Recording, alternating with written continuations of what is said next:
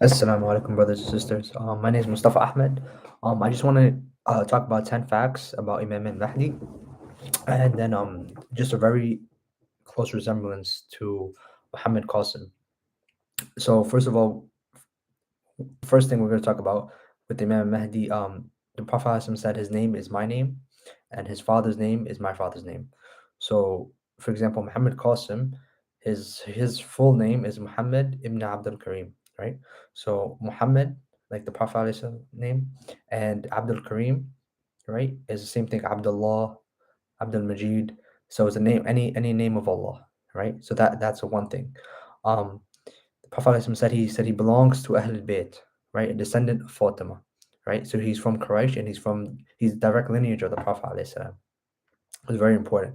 Um, According to Muhammad Qasim, his parents are from Quraysh, right? So he has direct lineage to the Prophet ﷺ. And in his dreams, the Prophet ﷺ always calls him my son.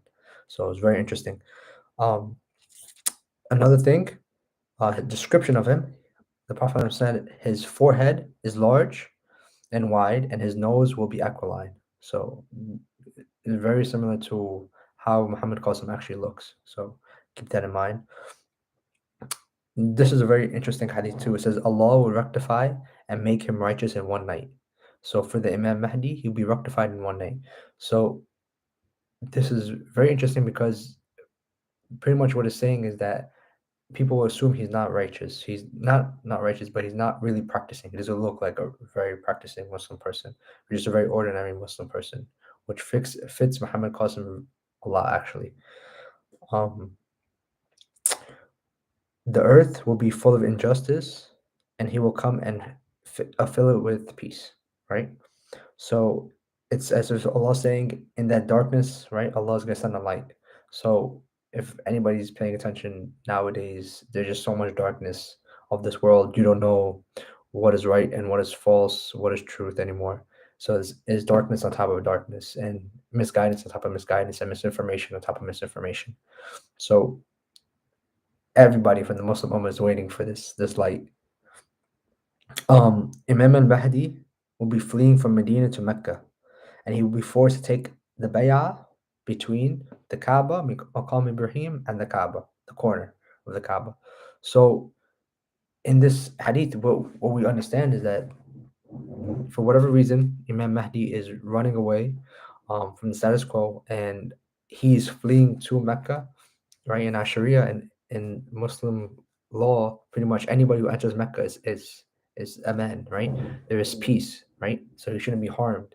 So he's fleeing Medina for whatever reason, and he ends up in Mecca to seek protection, right?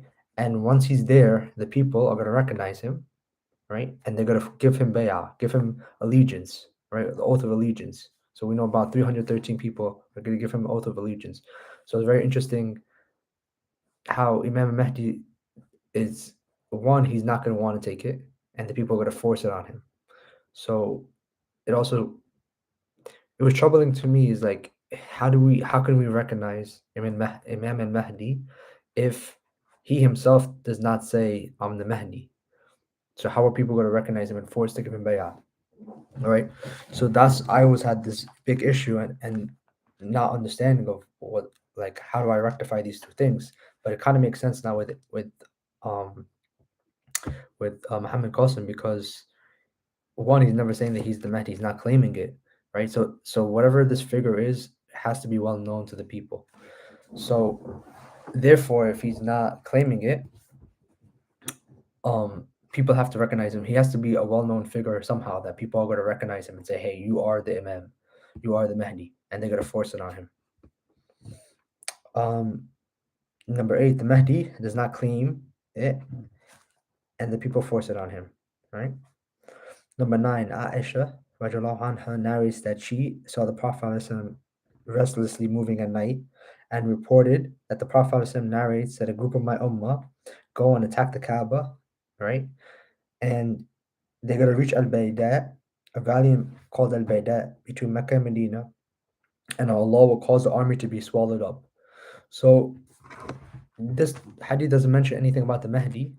However, if you put two and two together, there's going to be an army, a status be sent from the Muslim Ummah going to attack the Kaaba. So the scholars they put these two hadiths together to say that this army is going to be sent to go attack the Mehdi.